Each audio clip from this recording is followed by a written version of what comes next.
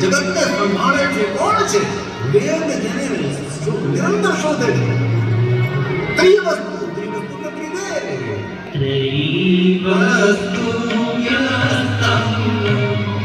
ત્રિષુ શુગુણ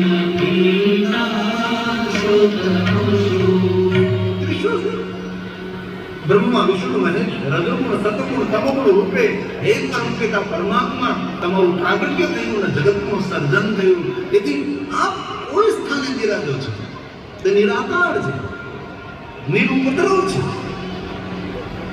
અહમ નિર્વિકલ્પો નિરાકાર રૂપો વિભો વ્યાપ્ત સર્વત્ર ભગવાન છે. અભવ્યા નામસ્મિ. પણ મહાવીર લોકો, ભક્તિહીન લોકો આ તત્વને સ્વીકારવા તૈયાર નથી. એમ પુષ્પદંત કહે છે.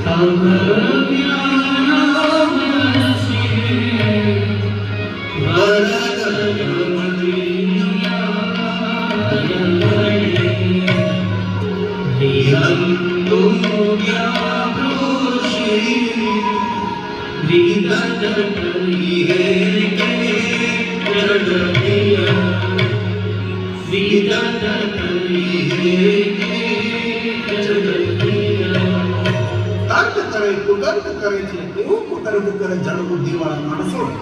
કિમી ઈશ્વર છે તો ક્યાં છે? કિંકાર એની કાયા કેવી છે?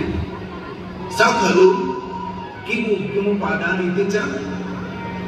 આટલું મોટું વિશ્વ, વિરાટ વિશ્વનું સર્જન કર્યું તો ઉપાદાન તે સાધનો ક્યાંથી લાવ્યો? કિમા ધારો ક્યાં બેસીને આ બધું બનાવ્યું છે? આવા તર્ક કુતર્ક કરનારા માણસો છે જગતની, જે ઈશ્વરના વિરોધની વાતો, કેવી રમણીય વાતો કરે છે. પણ આપણા માટે રમણીય નથી, રમણીય છે. શ્રદ્ધાનું ખંડન કરનારા, ભરોસાને ભાંગનારા માણસો જડ બુદ્ધિ વાળા છે. ઈશ્વર પ્રત્યે કેવો તર્ક કરે છે?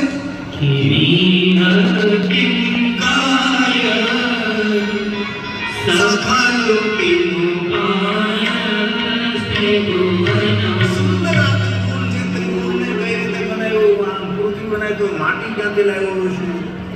એના કેવડા હાથ છે, ક્યાં ઉપાદાન વાળે. હવે સાધન સામગ્રી હોય તો કોઈ વસ્તુનું સર્જન કરે એને ભગવાન ન કહેવાય. પણ કોઈ સાધન સામગ્રી નથી અને વિશ્વનું સર્જન કર્યું, તેથી તો આપણે તેને ઈશ્વર માનીએ છીએ, સર્વેશ્વર માનીએ છીએ. પણ તર્કકારો આવું ભગવાન પ્રત્યે તર્ક કરે છે. કેવો તર્ક કરે?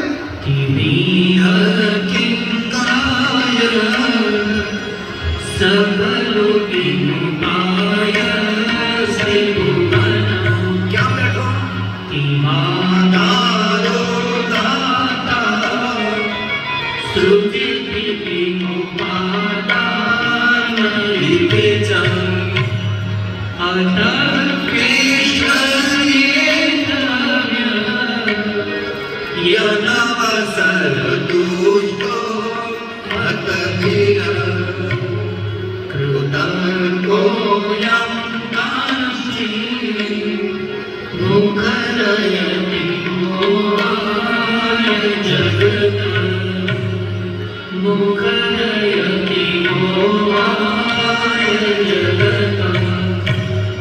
આવી મુખર વાતો કરે છે, ઈશ્વરના વિરુદ્ધમાં બોલે છે. અને જ્યાં આપણા ભરોસા અને શ્રદ્ધાનું ખંડન થતું હોય ને એવા પ્રવચનો નહીં સાંભળો. એવી જગ્યા આપણે એકાગ્ર રહેતા ત્યાં સુધી આ વાતને સમજવા માટે મુશ્કેલ પડે આપણને. તો આ શ્લોક બ્રહ્મા સ્વયં બોલે છે, સ્વયં બ્રહ્માજી કહે છે, હે નારદ,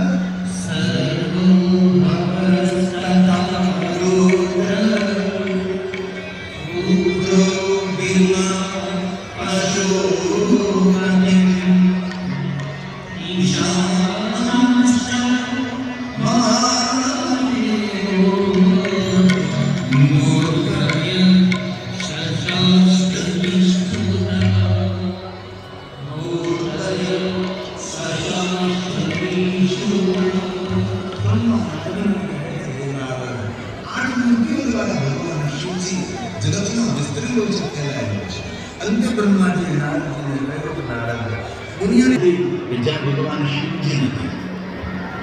જેટલો અંદર છે એટલો શિવ બહાર છે, જેટલો દેવાલયમાં છે એટલો શિવાલયમાં છે, જેટલો ગગનમાં છે એટલો અગરમાં છે, જેટલો સૂર્યમાં છે તેટલો ચંદ્રમાં છે, એટલો પૃથ્વી અંદર છે, એટલો સરિતામાં, એટલો સાગરમાં, ઝાડમાં, પહાડમાં, પ્રાણીમાં, દરેક જગ્યાએ શિવ શિવ છે.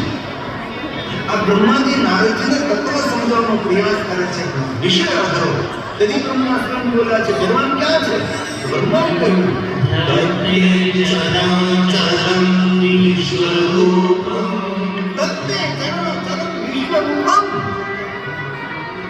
આખા વિશ્વમાં સમાન અંતરે ફેલાયેલું ભગવાન શિવ છે. તેથી શિવને વિશ્વનાથ કહે છે. પૂરા વિશ્વની તરફ પ્રસરેલું છે, પૂરા ઈશ્વરની તરફ ફેલાયેલું છે, વિશ્વ વ્યાપક છે, વિશ્વપતિ, વિશ્વ સર્જક, વિશ્વ પોષક, વિશ્વ રક્ષક, વિશ્વ અંતક. તેથી સ્વયં બ્રહ્માજી બોલ્યા છે, નારદ, દુનિયાની કોઈ જગ્યાની ખાલી નથી કે જ્યાં શિવ નથી. ધત્તે ચરાચરમ ઈશ્વરૂપમ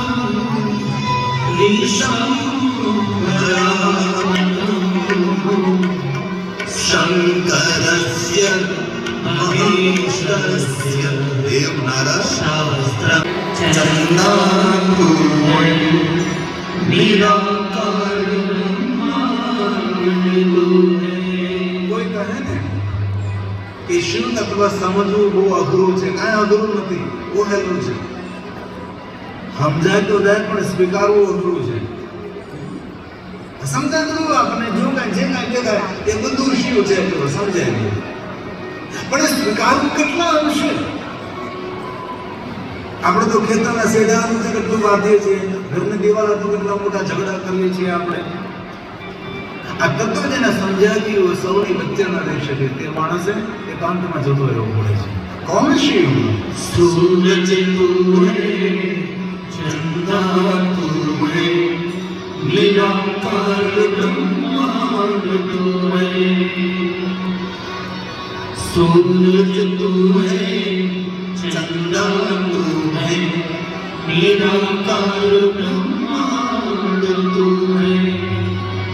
धरती और आकाश भी तू है, धरती और आकाश भी तू है, आत्मा परमात्मा तू. हे महादेव.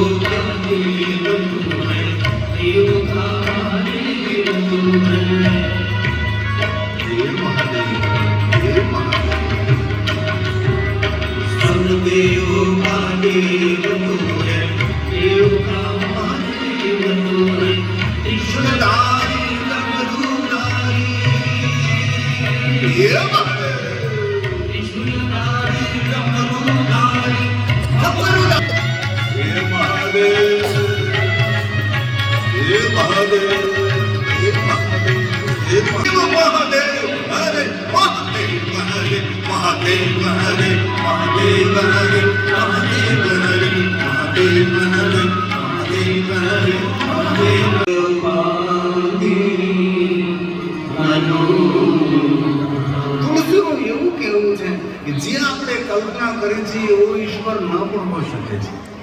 આપણી કલ્પના કેવી? આપણા જેવી. આપણે ભગવાન કેવા? આપણા જેવા, બે પગ વાળા, બે હાથ વાળા, બે આંખો વાળા. બહુ આપણે 10 મસ્તકો બનાવ્યા છે. વધારે પડતા હાથ આપણે જોડી દીધા, એ આપણા ભગવાન છે. તુલસી એમ કહે છે આપણે જે વિચારીએ છીએ એના કરતા અલગ ઈશ્વર હોઈ શકે છે. પશુ એવું વિચારે છે કે અમારા જેવા ભગવાન છે. પક્ષી એવું વિચારે છે કે અમારા જેવા ભગવાન છે. તેથી જો આપણી પાસે બધા જ રૂપમાં ભગવાન છે. આપણી પાસે પશુઓ જેવા ભગવાન છે, પક્ષી જેવા ભગવાન છે. એક એક અવતાર સ્વરૂપે આપણે બધા જ રૂપોની અંદર ઈશ્વરને જોયા છે. પણ તુલસી એવું કહે છે આપણે જે ધારણા કરીએ છીએ એના કરતા અલગ ઈશ્વરનું રૂપ હોઈ શકે છે. એ રૂપને સ્વરૂપને સમજવા માટે આપણી પાસે બુદ્ધિ કે મતિ નથી. તેથી કહ્યું તુલસીએ એ તત્વમાં પ્રગટ થયેલા નિરૂપવાથી 3 રૂપે પ્રગટ થાય છે. રજોગુણ, સતોગુણ ને તમોગુણ કોણ? શંભુ વિરંચી. શંભુ વિરંચી વિષ્ણુ ભગવાન. એક સ્વયં વિભુ પ્રભુ વિરંચી